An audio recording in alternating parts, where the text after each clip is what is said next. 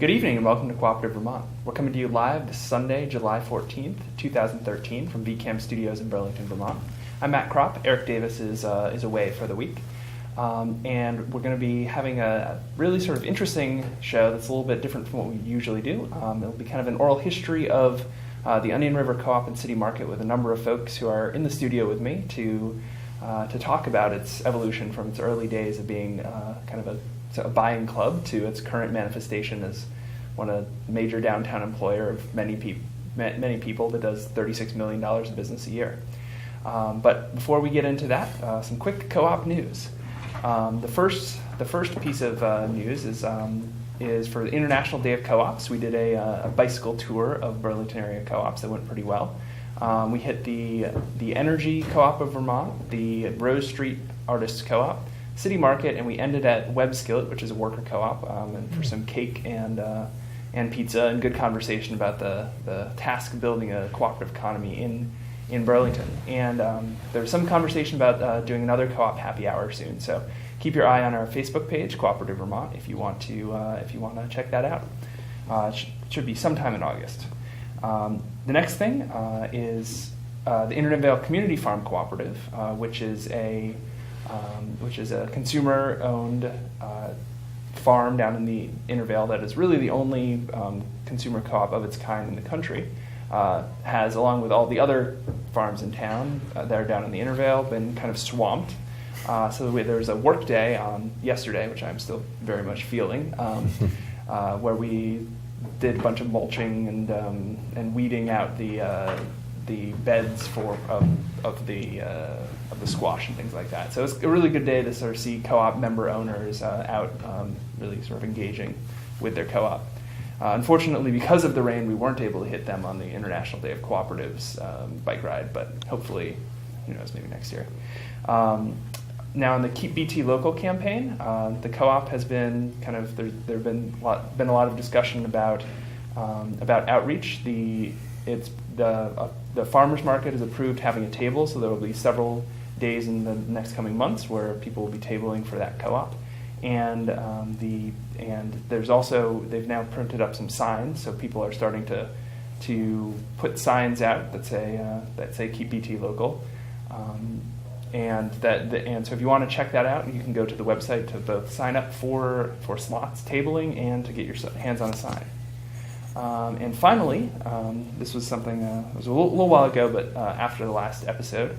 For those of us like yours truly who have put some pro-co-op slogans outside of Citizens Bank from time to time, the Jeff Olson in San Diego was acquitted of all charges for doing similar things out in San Diego in front of, I believe it was the Bank of America. He'd been charged with 13 counts of vandalism, and the jury acquitted him on all of them. So have been, after having drawn some co-op symbols out there, I'm feeling a little bit of relief. But that wraps up the co-op news, other than to say that the Granite City Grocery Food Co-op project in Barrie, has been doing has hit their goal of pledges and is going to be calling in equity within the next month. And there should be also more clarity coming very soon on the proposed location. So if you want to sort of follow that and perhaps see pictures of people in an upcoming parade in Barrie, where City Market is actually lending vegetable costumes to volunteers, that should be out pretty soon as well. So that wraps up the co-op news. So I'd now like to welcome to the program quite the crowd this evening of guests. So we're going to be talking a little bit about sort of Onion River Co-op, City Market, kind of its history, its development from its early days. But I was figuring we could start off by going around and having each of you introduce yourselves and talk a little bit about the nature of your involvement in the co-op. So maybe starting on the end. Hi, I'm Mark Furnari, and I work as a consultant right now, engaged in leadership development, mostly in nonprofits and businesses. And I was involved in Onion River from 1973, well, as a coordinator from 1973 to 1977. I'm Susan Schoenfeld. I started my involvement with the co-op, coordinating a buying group in 1974. I started working there in 75 and stopped working there in about mid-year 77. currently work in public health at the Department of Health. I'm Larry Kupferman. I probably started with the co-op around 1972 when it was one large buying group, and became a staff member and worked with Susan Meacham, who was our spiritual leader and really understood the manner in which she wanted the co-op to grow. And 1977 or so is when I stopped. And I'm Terry Bouricius, and many people may know me from other hats that I've worn, city councilor and state legislator for a bunch of years. But my co-op involvement was from about 1979 to around 1992. I was part of the staff collective, bookkeeper, and we all did everything, but I worked at the co-op for more than a decade. So I was thinking we could start off the conversation just getting a little bit of context of where this project that has become, City Market, like kind of what it emerged out of, like why was it founded, kind of what was the process, sort of was it part of a larger community thing, was it kind of a more narrow focus? What are the origins? So you're looking to me because I seem to have you have the some earliest origin. date. So there was in the early 70s in Vermont, there was what I recall being called the Back to the Land movement, which was happening all across the country, but in Vermont, people called it, Back to Vermont. There were several things happening, of course, in the early 70s, one of which was the war in Vietnam. There were people leaving the country and using Vermont as a stepping stone to go into Canada. There were people coming to starting communes in Vermont, and there was some political radicalization going on that led to communes in our immediate area creating three aspects of life that they wanted to control or create alternative modes of being, and one being the community health center, which was called the People's Free Clinic, was one of the efforts. There was the Children's Commune, and which I don't really know very much about, and then of course there was Onion River Co-op, which started off primarily from a large group of UVM students. And I'll mention Lars Larson now, in case Lars is ever going to watch the show. He was part of that group, and he lived, I can't remember which street he lived on, but anyway. And Lars is a lifetime member, for sure. And from that came this idea that people could gather together, buy quantities of food, but it had to do with food that wasn't generally available. And at the time, it might have been called health food, or there wasn't a health food store in town. There was nutritional aspects to it. And it was worth pointing out, for younger people who may not be aware of this, that what we now might call health food, raw almonds or tamari or soy sauce, could not be bought anywhere in Burlington. I mean, that kind of food tofu was unknown to most Americans, could not be bought in any grocery store in Vermont. Right. And so people who were interested in this kind of diet, this kind of food, they turned to organizing the co-op and buying groups, because it was the only way to get the food. One of the vendors that we bought from was Hatch's Health Food Store in St. Johnsbury, which was probably 40 years old at the time, and a family owned, and they were pretty much the only health food store in the state, and they made great granola. Oh yeah, Hatch's granola. Hatch's granola, right? I wonder where that name came from. Larry, I'm thinking when you mentioned the Children's Crusade, and you might want to know this, they're actually having a reunion this summer. The Children's Commune. The Children's Commune, I'm sorry. Children's Commune. Yeah, they're having a reunion, all the young people who were born on the commune, all the kids in Vermont this summer. So they're all 40 years 40 plus years now. old and stuff. But and Bobipa, that's what I remember. Bobipa, right. Do you remember Bobipa? Yeah. What does it stand for? I don't exactly know what Bobipa stood for, but it's people. Well, somebody out there who's watching will know what Bobipa is. it was in that little triangular-shaped building North on the Winooski corner. Avenue and North Street. Yeah, Right. northeast corner. It had and it was a library of all this revolutionary work.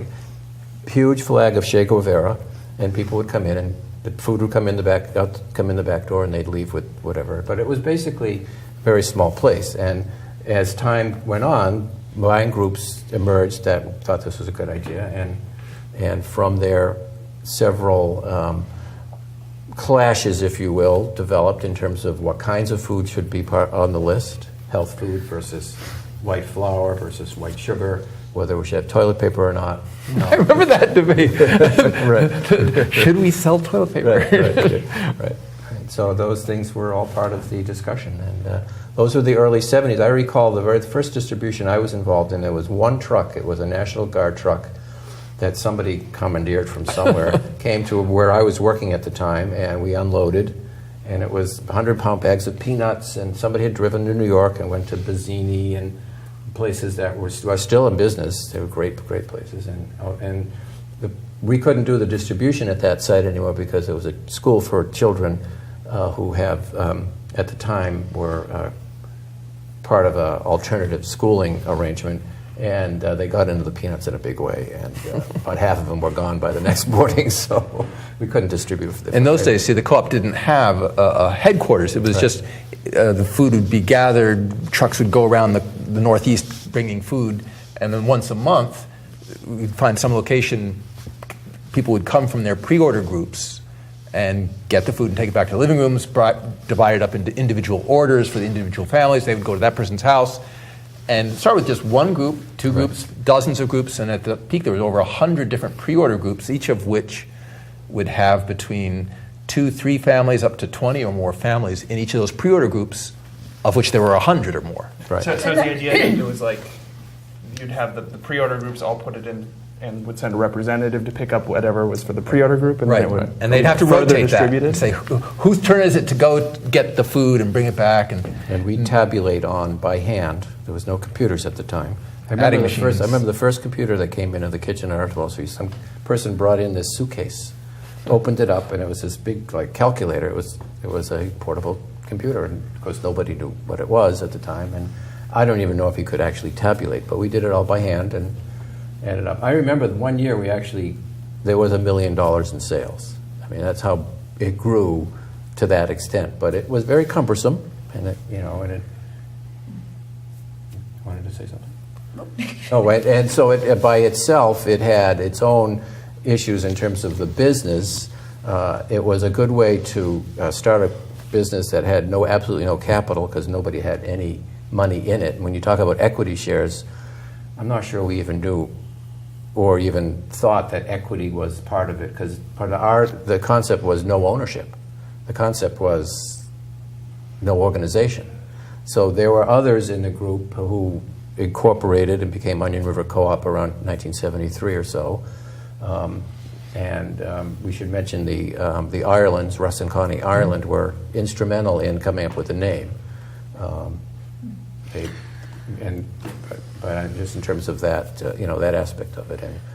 Well, in the process for a member, because we were all eventually on staff there, but as a member, you found a buying group or you joined it yourself. You would go in and get a list of what would be available, and it started just with grains, which were once a month distribution. Then after a while, there was produce every 2 weeks, and you would get this list. You would have to somehow communicate with the people in your group about, can we buy a box of cucumbers, or can we buy, how many heads of lettuce are we buying? You'd have to have this negotiation, communication process with your members. You'd come up with a list, bring it into the order, and then when the distribution came, there'd be a group responsible for coordinating, as Larry said, but then everybody had to come pick it up, take it home, break it down, and distribute it. So you had all this interaction with your group. And there were monthly membership meetings. So part of the way things were structured was the members were supposed to come. That's where you get your list. But then the staff would put out issues or questions and try to get input from the membership groups about decisions about how the co-op was run.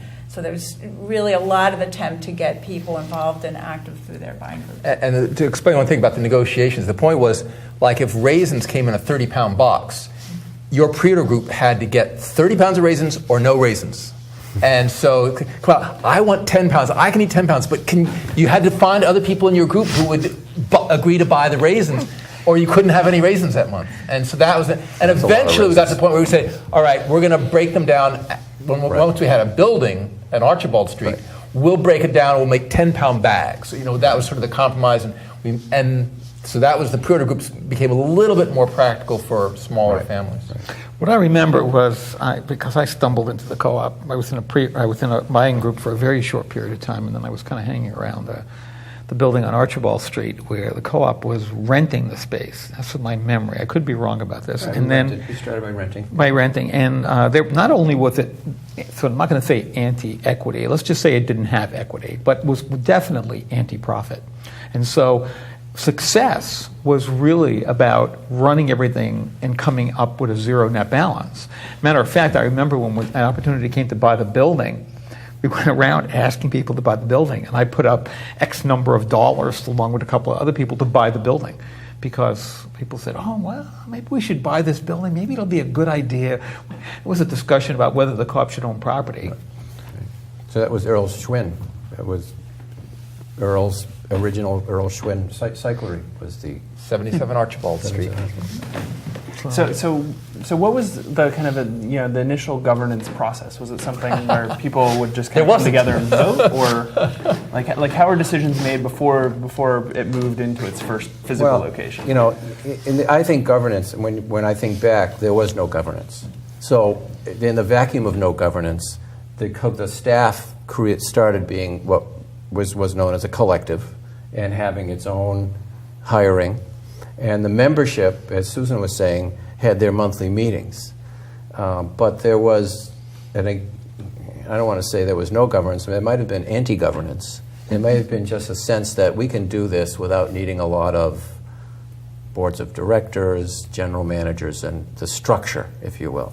But by not having governance, certain things didn't happen in terms of equity, buying property. So there was definitely a group of people who were more traditionally minded. Alan Gear was the first lawyer. And he was on the Republican City Council that's for a right, while. and New North End, Republic. And so there were groups of people who say, well, this is not a bad idea for us to get our food. We can legitimize it some and make traditional decisions. With a corporation, you have to have signers and a board of directors. But in terms of governance, the collective, and I think Terry and it wasn't even a very organized collective. We needed something to happen. Somebody would come and say, I've got this great idea. We should start doing produce. The produce co-op started. We should do canned goods. The canned goods co-op started, and people just sort of organically, as Terry was saying earlier, things just grew in that way. It's sort of like anything was possible. And so some of the other projects was the Beans and Grains project. Shireen Beauchamp Nobbs we started working with growers, beans, grains, wheat. NOFA. And working with NOFA on that in the 70s. So this whole local wheat was not really being grown in Vermont much at all. No. In fact, a little thing about Vermont history, in the very, very beginning, Vermont was wheat everywhere. Vermont was a wheat growing area for the United States at the time of the Revolution. And then later it was sheep for another bunch of years, and then finally the dairy cows. But that was part of the But idea. wheat was completely gone, and the co-op movement sort of said, Champlain Valley down Addison County, that's actually good wheat growing territory. Right. Do you remember the time we went to the minor house in Charlotte, the first wheat contract for hard wheat, wheat? Yeah.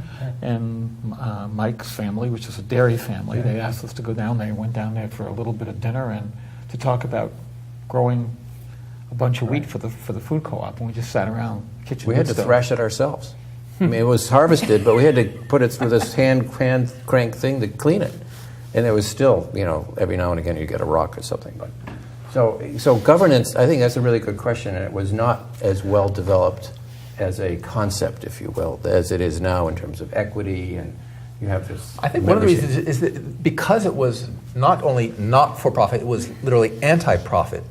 There was no way to be corrupt because there was no money to do anything with. Right. If you wanted to do something, you could find some other people who were willing to do it with you. Right. You would do that thing, and if the only way it could work is if you got enough wooden bowls or wool socks to get an order together. You would publicize it and try and get people through the thing, and that's where you came in. You had the ideas about socks, and you had all of the hard goods, if you will.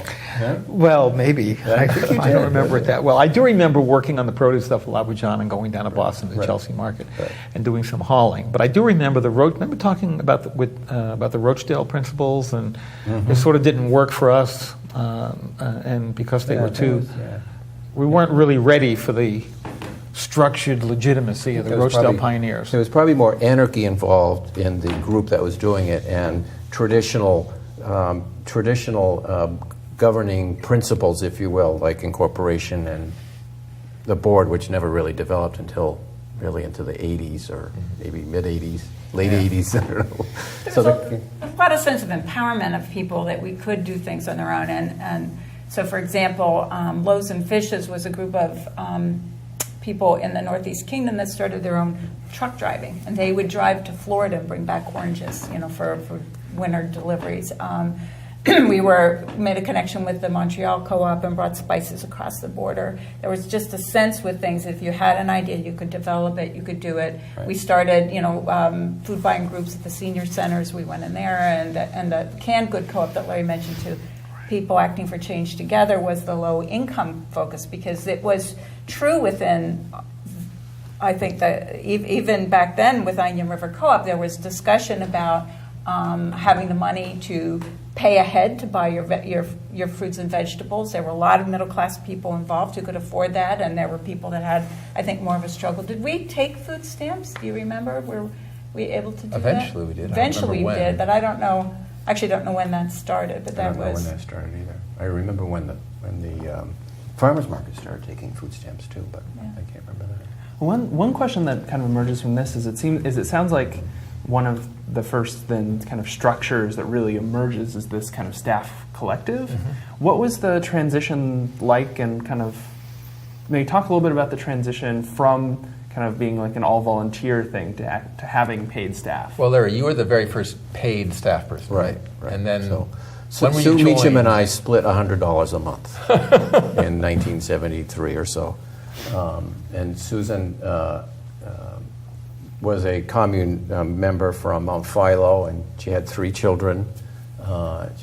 She was not only sort of a visionary in this food movement, she was very, very strong in the anti-war movement, the Meacham family, and was also breaking these molds of what women can do with children. I think was a real role model for many of us. I mean, she'd have a baby strapped on and unloading trucks. And so by the time I was hired, 1979, I believe there were like 5 staff people full time. And we called ourselves a staff collective. We had no bylaws. We had no internal organization. We'd simply have weekly meetings. We had a book. I don't know if we had a book where you'd write notes Oh, yeah, the great of any piece of information that you had to share. And everybody else, your job when you came on duty, you had to read the book and read what everybody else had written. It would be like, blueberries are not going to get in till midnight. Who can stay till midnight to receive the truck?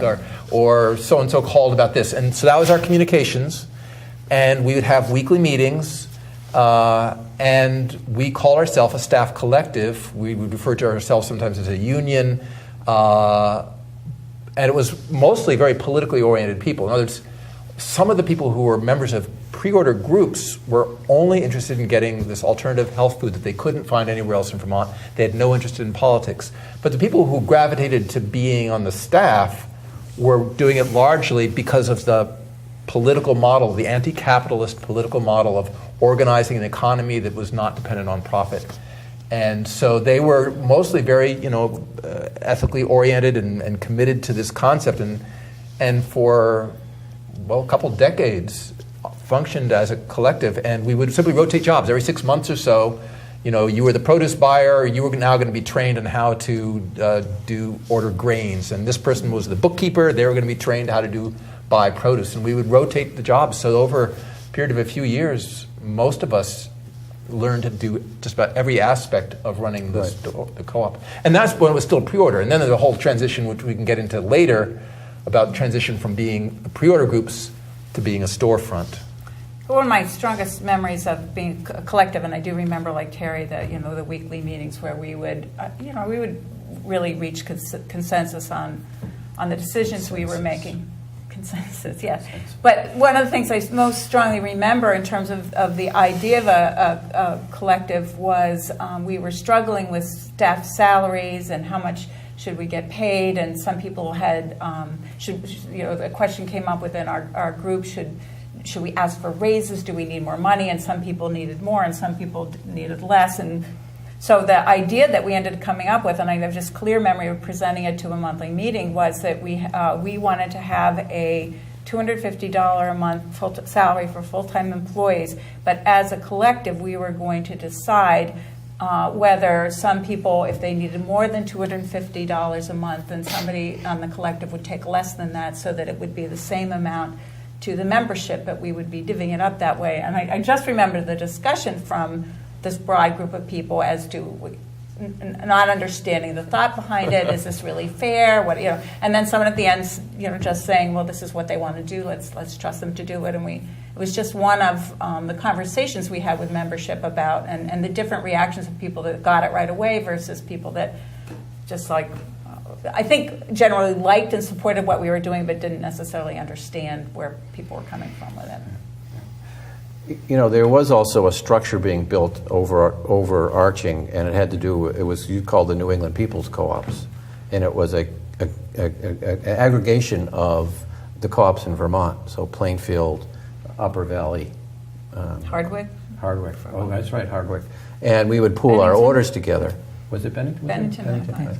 And there was lots of discussions about governance at that level, because that was needs at times to come up with dollars for cash flow purposes and for inventory, for ordering a tractor trailer or two of oranges from Florida. They wanted money in advance, and there was a connection with the Haymarket Foundation, and which was comprised of people who had inherited money from other family businesses that were in the process of lending and or giving it out. And there was a group of them that's supporting co-ops.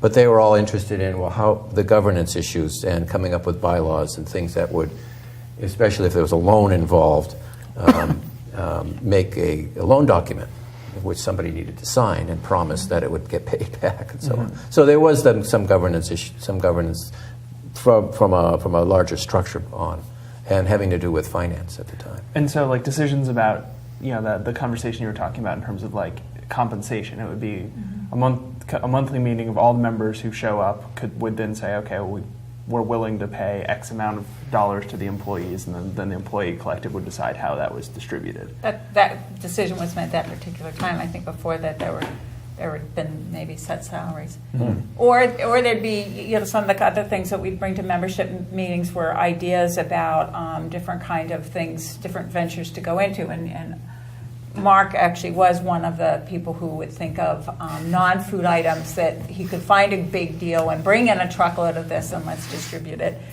But there were also those special buys, the oranges and everything, but then blueberries that would come from Maine in the spring, and just different dairy. I was trying to remember the big blocks of cheese. I mean, somehow I can't quite remember whether the dairy came, I think, with the produce. But Right. we had to get it differently. Yarlsberg cheese was very, very popular. Wheels and wheels and wheels. Tofu from Boston. We'd get tofu in buckets from Chinatown, and yogurt. We'd go to Colombo yogurt. We'd stop at the yogurt factory, and hundreds of cases of the six quarts per case. I mean, hundreds of them. If you could, but you really couldn't buy yogurt in most stores in Vermont then.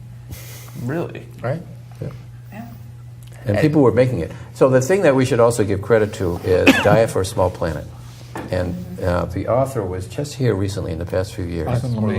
Well, she lives in Brattleboro still, I think. Right. And Diet and Recipes for a Small Planet was the basis of nutritional understanding at the time of this. And it was a very popular book in terms of beans and grains, complementary proteins, a little heavy on dairy, but so there was always a nutritional component that was a guiding principle, and then there was the need to have some understanding of how low income people were going to benefit from this co-op, and Gene Bergman started the canned goods co-op, and we'd buy from Hanover, the co-op brand in Hanover.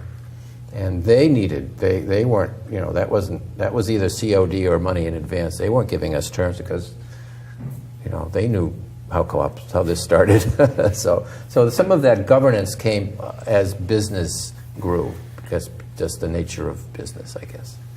But another early conversation that around the health foods, eating healthy foods and purchasing healthy foods versus structure was, I think, particularly around 1976, that a health food store did open in Burlington, Oregon, and there were discussions among our staff about what is our relationship with this group, and are we see ourselves as partners because we're supporting access to the same kind of healthy foods, or should we be bringing up more the contradiction between the way we're trying to make foods available to people? And a lot of political discussions happened around that time within. And bad feelings. And bad feelings on some people's parts, yes. And it makes me think of the kind of relationship between City Market now and like Healthy Living as sort of as similar enterprises in terms of what they offer, but right. The structure being very, very different. Yeah, I think I would say all of the staff were committed to the concept of cooperatives and were critical of capitalist economics, but the membership of the buying groups was much more diffuse. There were people of all different persuasions, and some of the people, like I was mentioning earlier before we went on the air, I remember Amy Tarrant, who put her house on for sale for over $1 million recently. Very wealthy woman. She was, very active at the co-op in those days. Right. She and her sister. And so there were people from across the political spectrum. Right. You were mentioning people who worked at General Electric. General Electric, right? Yeah. So do we want to get into now a little bit the transition to the storefront that you mentioned before, sort of going from this kind of diffuse network to kind of actually having the co-op having its own location? That was just organic in that I said we had to order 30-pound boxes of raisins. You get, let's say, 15 boxes of raisins, and we said we would break them down into 10-pound units, and we had 10 pounds left over. Right. So for the days after the distribution day, once a month, people could come into the co-op and see what was left over and then buy it. And so we said, we have enough cash flow, we could order a little bit more, intentionally having some left over. And month by month, we would order a little bit more. And we finally got a cash register, and we had then finally got to the point where we had enough leftover food to last all the way until the next pre-order. And slowly the pre-order groups started disappearing one after another, and the store got more and more because the added convenience of being able to get raisins whenever you wanted it in any amount you wanted.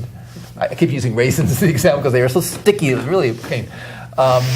And eventually it was just step by step, month after month, it became a storefront. And I remember the time when our receipts from the store outpaced the receipts from the pre-order, and that was a major, wow, it's amazing. And it was just without really much of any planning. It just happened organically, piece by piece. But in terms of the staffing, the collective was still the collective. Yeah, we each had I would be like the bulk buyer, and I would put together the bulk pre-order sheet for the pre-order group. And finally, at one point, we hired somebody who would just sort of be responsible for the storefront. Right. Yeah. Do you know who that was? I don't know. Yeah. But again, we still sort of rotated them. Nobody stayed in that position very long. And then eventually, the bulk buyer was buying for the pre-order groups and the storefront, and eventually the pre-order group buying became very minimal. And eventually we said, I don't know what year it was, we essentially got rid of the pre-order groups. And if anybody wanted to do a pre-order, they could pre-order an individual item, and we'd just simply order a whole case of whatever it was for them. But it was just through the storefront, through the cash register. Right. So how did that transition, sort of being both, in the community, maybe using the store, but also sort of working in it? So how did that transition kind of impact people's relationship to the co-op? Well, one of the major differences was that for the first many years of the co-op, what governance there was of the members was the monthly meetings where somebody from each pre-order group had to come to a physical location to get their pre-order sheet. It would say, this month we have golden raisins. And No email attachments. Right. So they had to physically be there to get their stack of pre-order sheets. That was the carrot to get them to come to the meeting. And they would be at the meeting, and then the staff would say, we have these issues that you have to decide. As the members, you're the representatives of each of the pre-order groups. You are the governing body. We simply declare them to be the board of directors for the month. And they would make any decisions that the board of directors had to make, like approving a salary increase or could the staff have insurance, things like that. And so as the pre-order groups became less and less, they were still the board of directors, even though a majority of what we were doing was not the pre-order groups, but they would still come together, the remaining groups, and they would be the board of directors for the month. And eventually we said, they're a minority of the business, and so we tried to create other structures of a board of directors. And I don't think we ever had any election process, did we? At that time. No. I don't think so. So I became a board member in the early 90s. And But then we did have elections. I'm not sure how I got. Yeah. Liz Mickenberg, and I recall, and several others. And there was a very heated discussion. At that time, the staff was organized as a collective. You could be a staff member and not be in the collective, and there was a choice there, I think. I'm not quite sure what the distinction was. And the collective had a seat at the board. And at the time, the discussion was, should we have a general manager? And of course, the collective was dead set against not having a general manager. And other people who saw a more traditional way for the co-op to grow and be a store was going toward this. But the governance became more of an issue. There were bylaws, there were personnel issues, there was insurance. It was it became more of a business, and there was that battle was going on. This was after we had moved from the Archibald Street right, location to the 274 North Winooski Avenue. That never rolls off my tongue easily. Right, yeah. Which is not where it is now. It's on North Winooski, but way in the old North End, way up what was the Facet's Bakery building in next to it. Dennis. Yeah. There was a dry right next to it, across the driveway. It was actually an old dry cleaning plant. That was a significant development to move from Archibald Street. Yeah, the first move, that was really cool. I remember, because it was literally about a block and a half away, and we actually organized at Human Chain, hand-to-hand, passing things up Archibald Street and to the new store. It was partly for show, to see if we could actually do it, if we had enough members to actually do it, and we did. We had enough members passing bags of food hand-to-hand up the street into the new store. It's kind of cool. So around what year was that transition? 80... Well, 5 maybe? 80. I don't. Yeah, it might have been. It was before we went to Massachusetts, so it was in the mid '80s. Yeah. Right. Interestingly, volunteers were always part of the operation in one way or another. Yeah, you got a discount if you came and did your 3 hours of work. In fact, that was the definition of membership from most of the co-op's history. You had to come in and do physical labor at the co-op. Or there were a few odd things, like you could maybe edit the newsletter or something like that, but mostly it was there cutting cheese, bagging things, whatever, to be a member. Terry, raisins. Raisins, yes, of course, raisins. And Eventually, as it is now, you can be a member by paying your equity shares, and you don't have to do any labor, but you can do labor and get an additional discount. That's the way the co-op works currently. But in those days, in the 80s and through most of the 90s, the only way you could be a member was by doing work at the co-op. And you could then shop as a quote-unquote non-member if you chose to not do the labor. Right. But I think the question of equity really became very strong when the move to the new facility was being planned. And because before that, I think the equity, it wasn't a huge amount, and I'm not sure it was that well enforced. I could be wrong, but there wasn't that record keeping enough to actually. We did have a promissory fund where people would loan money to the co-op, and I had this file of yellow paper with their signature and saying this person has loaned $2,000 to the co-op to help us buy a building, and we'd pay them interest, and eventually we paid it all out. So it was. I'm not sure if SEC would have approved of it or something like that, but we did it and paid everybody back. Right. Yeah. So the transition from this, you said this kind of first storefront was was kind of a, this kind of organic thing where gradually Leftovers from sort of. Yeah, right. So the transition from there to the second store, what was that more of a planned process, or was Very that planned. Like what was the thinking behind it? The most important thing to understand is that a vacuum was created in the downtown of Burlington. There was a market, one of the last traditional markets that might have been owned by It was Grand Union. Grand Union or Price Chopper or somebody. They Where Rite left. Aid is now. Where Rite Aid is, and essentially was a grocery store in the downtown of Burlington. Where it's like a ridiculous thing.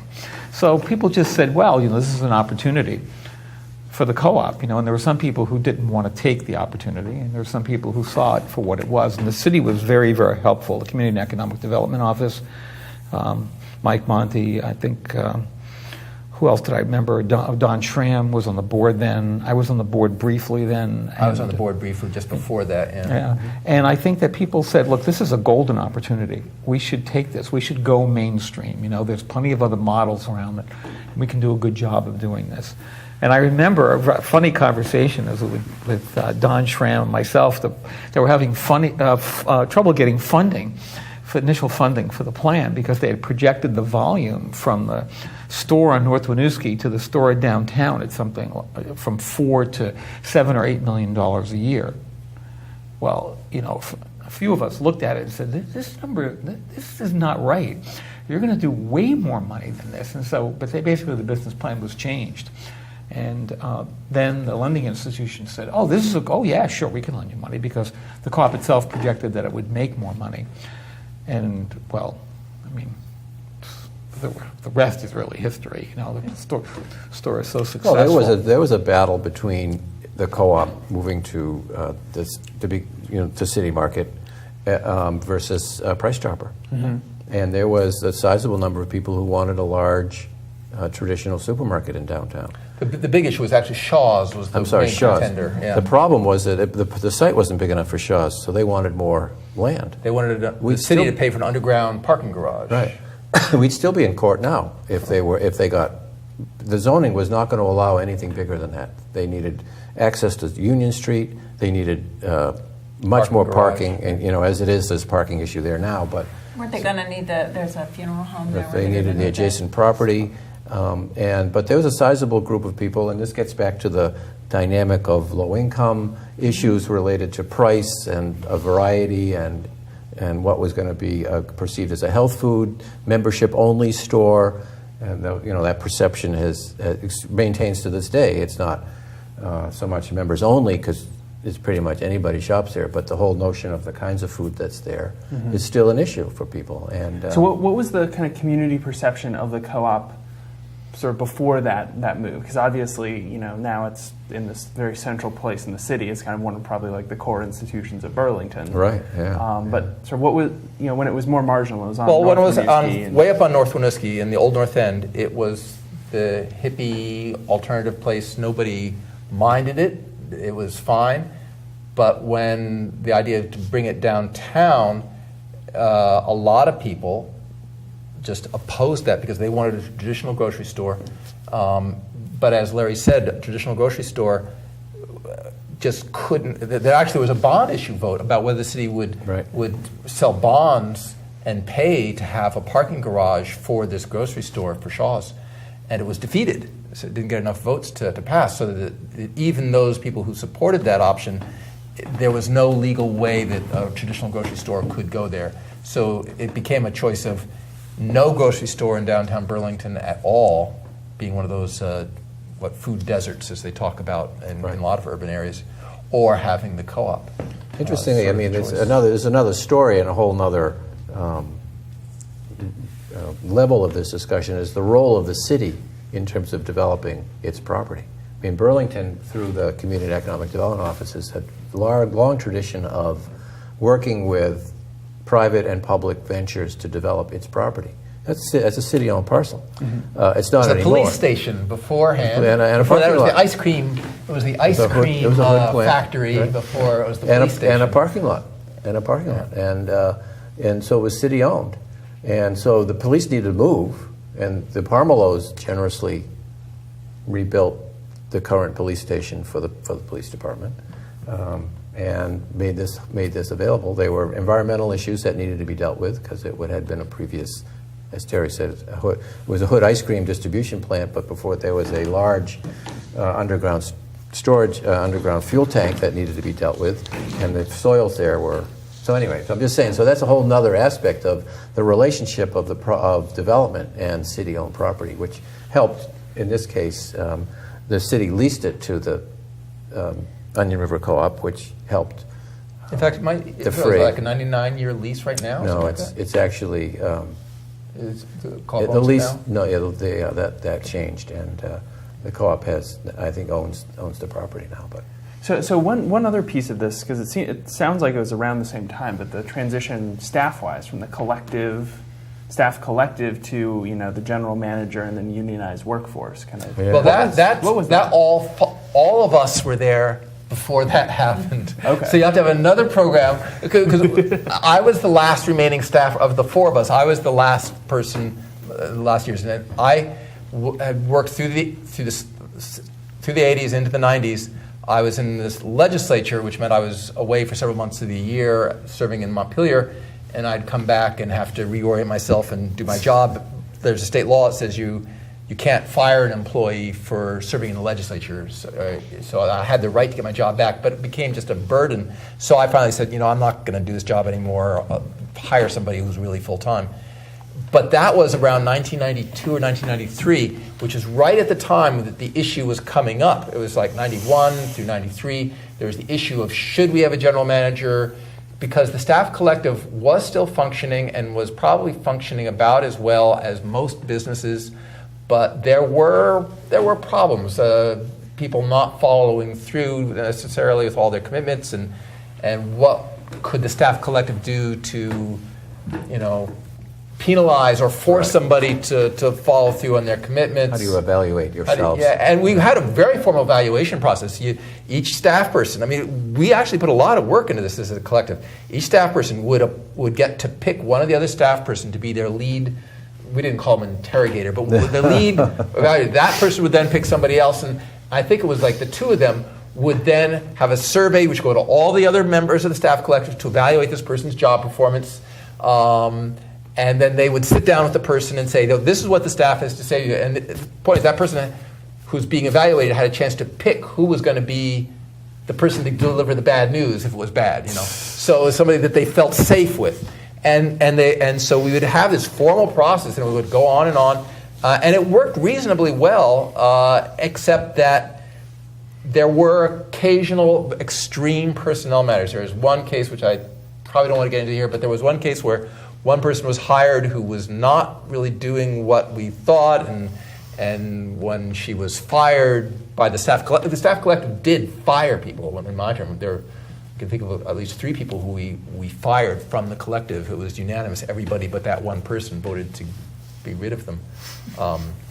And so there was one case where there was actually I don't know if it was an actual lawsuit or discrimination. I was on the board during that time, Yeah. and that's where numbers of people were saying, this needs to be a more formal hiring and process in terms of just running the business and doing things in a more traditional way, and that there were lawyers involved, and there was. Well, it takes a lot of time to be in a collective and do it well. So if you think about running a place, and we didn't have anywhere near as formal process of I can't remember any of that sort of thing. We didn't. People were like, hey man, get with it. But that takes a lot of time to reach consensus or decide you're not going to change the rules or do that input. And as I could see it being as part of an issue about, we're going into this different model and we have these issues, and when you get more complex in terms of insurance and benefits and things like that, how do you get someone who's really focusing on it a different way, which was part of what was going on then. Right. The unionization came much later in our tenure, and it really has to do with City Market. No, I was thinking about something too. Even in the name, there was a struggle around the name. It was originally the Onion River Cooperative, and people didn't want the Onion River Cooperative name that out front, and so they chose the name City Market because they didn't want to lead with that. They had a very careful sort of perception of how the market should be seen by the community. Right. In terms of the unionization, that was when the city market was in place. It wasn't there on North Winooski Avenue. No. Yeah, that's what I remember. Yeah. But I mean that story has a lot to do with the union in place, the United Electrical Workers, and their campaign to unionize in this area. So that's really a good subject for another show. And there's that dynamic of I mean, in the early days, it was a cooperative of buyers and pre-order groups, and there was sort of a worker cooperative or collective, and so like the worker cooperative ran the business for the consumer cooperative. Right. Yeah, right. That dynamic, and that's what lasted. That basic structure was there were two cooperatives doing this business together, and at some point the staff cooperative or collective was subsumed by the consumer cooperative, and the staff cooperative collective was abolished, essentially. Right. The general manager and that whole structure with management and supervision and started up. And, pretty interesting. So we've got about 9 minutes left, and I was thinking one thing I'd like to hear from all of you is just kind of looking back. It's been 40 years since the official incorporation, and you guys have been involved with the co-op and seen it grow and change. If maybe each of you could offer sort of just maybe a few thoughts just kind of about where it's gone, what changes, what you feel like those changes mean, and just kind of your feelings about the co-op now and going forward. So, do you want to start, Mark? Large question. What I can tell is I enjoyed the co-op then, and I enjoy it more now. I was always in favor of storefronts. I just thought they made sense, so I enjoy it. I think that in terms of its place in the community, it seemed like the right thing to do at the time. For sort of where the public was at and where young people were at. And for me, it provided a way to learn things that I might not normally learn, and to have political conversation in the midst of making a living, or barely making a living. And so I really enjoyed it. But I like Onion River the way it is now. I enjoy City Market quite a bit. So I just enjoy hanging out in there and seeing all the people come out, and like you might in any store, but it's not any store. So. I certainly have. For me, working in the co-op and being involved in that was just it was an illuminating time that in many ways solidified my thinking and my approaches to the world, and I'm ever grateful for what it allowed me to experience and do and learn, and being in a really exciting time of ideas and what people were reaching for. And I think now, for my experience with City Market, one thing that seems true to me is it's easy to shop there. So on the one hand, sort of the negative side, you can shop there, you can go in, you can go out, and you don't need to have any contact with the concepts behind it the way you had to when it was a pre-order. So I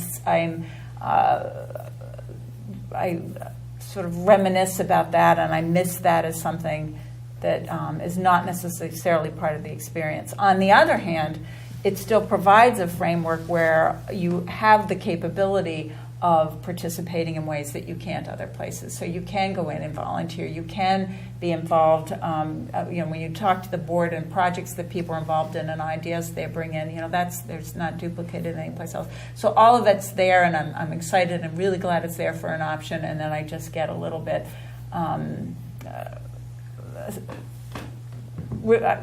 negative in terms of, not a negative approach, but it's just. Not quite this. For me, it was more exciting to be in a time when everybody had to be part of it to be there. But that's part of my age and where I am right now. So.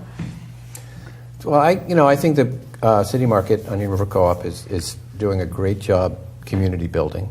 I think we've all experienced various aspects of community building in a way that, being a pre-order buying group, you really need to get together with your neighbors and divide up a bag of oats or something and clean up afterwards, and that led to neighborhood planning assemblies, by the way. That's the origins of your idea.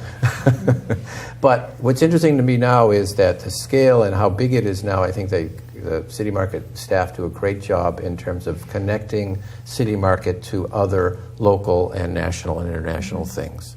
I remember, and I think this happened under when you were there, the 1% for the Third World Fund. It was that was great. my invention. So bananas from, why? So there was a surcharge on bananas, or whatever it was. Any cash crop that came from a third world country where we concluded there was exploitation of labor in that country, whether it's coffee, bananas, etc. If we said if they were paid a decent wage, this product would cost more. We're going to raise the price. Right. That surcharge, the members would vote once a year to donate it to some right. organization working in the third world for social change to try and address the underlying Third causes world, of inequality. So we went to various cooperatives in Nicaragua and places like that. It was before the days of the concept of fair trade. Right. And fair trade came out of that. I mean, so some of these ideas are just taking bloom in different ways. Right. And I think the current group, the current staff are doing a great job making those connections. And building community is a big part of it. The support of other entities in the area in terms of volunteer member discounts and working somewhere else at the Intervale or at Locomotion or any number of places. I think all of those things really help make a strong community. And I would say that the reason I got involved with the co-op was an idealistic view of revolutionary change of society and alternatives to capitalism, create a working model that people would see was better.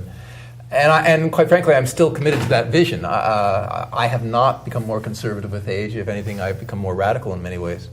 But also more realistic in terms of what we can actually accomplish in one lifetime.